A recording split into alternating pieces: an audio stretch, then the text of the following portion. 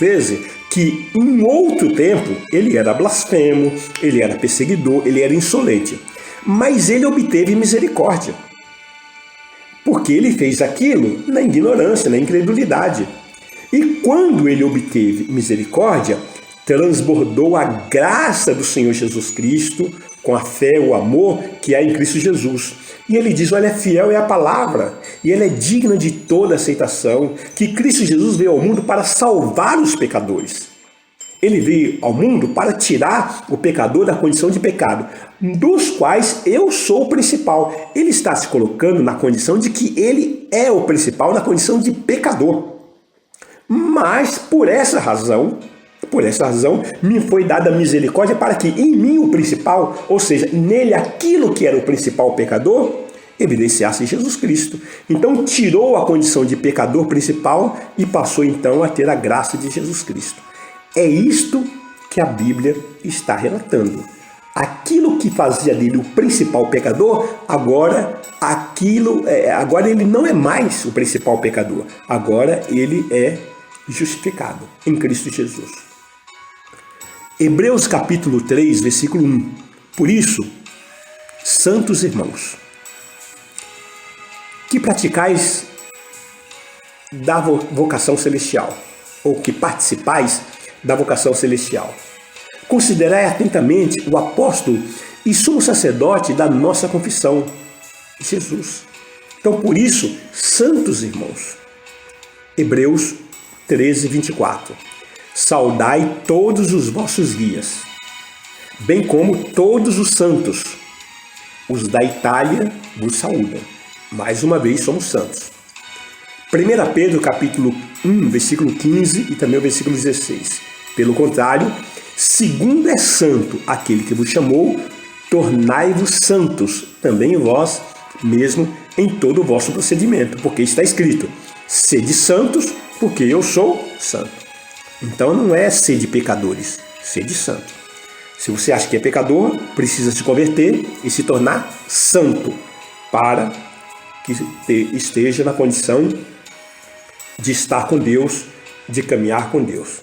Então isso é uma ordem, sede santos, porque eu sou santo. 1 Pedro capítulo 2, versículo 9. Vós, porém, sois raça eleita, sacerdócio real, nação santa, povo de propriedade exclusiva de Deus, a fim de proclamardes as virtudes daquele que vos chamou das trevas para a sua maravilhosa luz. Judas, versículo 3. Amados, quando empenhava toda a diligência em escrever-vos acerca da nossa comum salvação, foi que me senti obrigado a corresponder-me convosco, exortando-vos a batalhardes diligentemente pela fé que uma vez por todos foi entregue aos santos. Apocalipse capítulo 5, versículo 8. E quando tomou o livro, os 4 seres viventes e os 24 anciãos prostraram-se diante do Cordeiro, tendo cada um deles uma harpa e taças de ouro cheias de incenso, que são as orações dos santos, não dos pecadores. Apocalipse capítulo 8, versículo 3 e 4. Veio outro anjo e ficou de pé junto ao altar, com um incensário de ouro, e foi-lhe dado muito incenso para oferecê-lo, com as orações de todos os santos, sobre o altar de ouro que se acha diante do trono. E da mão do anjo subiu à presença de Deus a fumaça do incenso, com as orações dos santos. Apocalipse capítulo 19, versículo 8. Pois lhe foi dado vestir-se de linho finíssimo, resplandecente e puro, porque o linho finíssimo são os atos de justiça dos santos. Então, amados, está aqui uma série de versículos, tanto na aula anterior como nesta aqui, para que você medite. E se você ainda não tem entendimento, se coloque em humildade com o Senhor. Fala, Senhor, esse bispo aí, o bispo Oliveira, está ministrando, mas eu ainda não consegui entender. Peça ajuda ao Espírito Santo. A palavra de Deus está sendo muito clara. Nós que somos lavados, remidos e justificados pelo sangue de Jesus, somos santos, não somos mais pecadores. Porque se nós declararmos que somos pecadores, nós estamos blasfemando, nós estamos neutralizando a obra que Jesus Cristo realizou na cruz do Calvário ao nosso favor. Então entenda, o normal do crente é ser santo, o anormal é pecar. Eu não estou dizendo que o santo, que o crente não peque, ele peca, né? Em 1 João capítulo 2, versículo 1, está escrito: filhinhos meus, estas coisas vos escrevo para que não pequeis. Se todavia alguém pecar, temos advogado junto ao Pai, Jesus Cristo, o justo. Então veja, o fato do crente pecar não torna ele um pecador.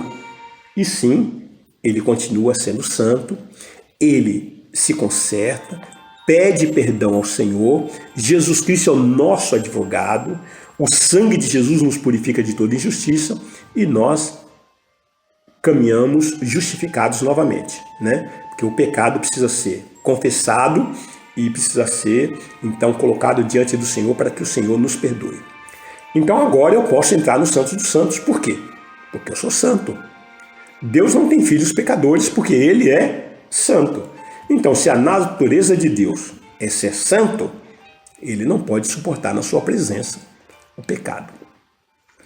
Tanto é que Deus criou os anjos diante da sua presença, os serafins, né? Os mais graduados agentes celestes, diz lá em Apocalipse que eles estão clamando um para o outro. Estão clamando o quê? Eles não estão clamando fiel, fiel, fiel, justo, justo, justo, misericordioso, misericordioso, misericordioso. Eles estão clamando santo, santo, santo. Porque esta é a qualidade que Deus mais preza em si mesmo, a sua santidade. E Deus, portanto, amados, é santo e exige santificação de toda a sua criação. Então Deus não te vê como você se vê. Apocalipse capítulo 5, versículo 10 está escrito: e para o nosso Deus os constituíste reino e sacerdotes e reinarão sobre a terra. É exatamente assim que Deus nos vê, como reis, como sacerdotes, reinando, né? Agora, por exemplo, nós temos muita facilidade de aceitar aquilo que vem nos depreciar, que vem nos diminuir, de aceitar aquilo que vem a nos depreciar. Temos muita facilidade de entrarmos na depressão, no estresse, na comiseração, de achar que nós não sabemos nada, que não podemos nada, que não somos ninguém, e disso Satanás se aproveita. É por isso que muitas pessoas andam curvadas, muitas pessoas não andam em soberania, muitas pessoas andam vencidas, porque as pessoas acham que elas nasceram para ser escravas, elas acham que elas nasceram para sofrer, elas acham que isso é normal. Amados, viver uma vida com Cristo é viver uma vida de vitória. Eu não estou dizendo que você não vai ter sofrimento por você viver com Cristo. Você vai ter sofrimento, mas é um sofrimento que produz esperança, que produz alegria, não que produz mágoa, não que produz derrota, não que produz destruição. E tem pessoas que não têm mais prazer pela vida, não sorri, não tem prazer em constituir família. Tem pessoas que estão desconsoladas, estão desinteressadas, tem pessoas que estão desanimadas, perderam a esperança. Não permita que o diabo coloque esse peso sobre a sua vida. Viver com Deus é viver uma vida de vitória, sabendo que Deus proporciona às nossas vidas o livramento e a todo tempo o Senhor nos conduz abençoados. Senhor, oramos para que o Senhor imprima no nosso espírito essa mensagem, que nós somos dignos, como filhos, de caminhar em alegria diante da Tua presença. de caminharmos, ó Deus, na Tua presença, ainda que passamos por lutas, aflições, ainda que passamos por sofrimento, mas é um sofrimento que nos produz esperança. Oramos e abençoamos os nossos ouvintes, em nome de Jesus Cristo. Amém.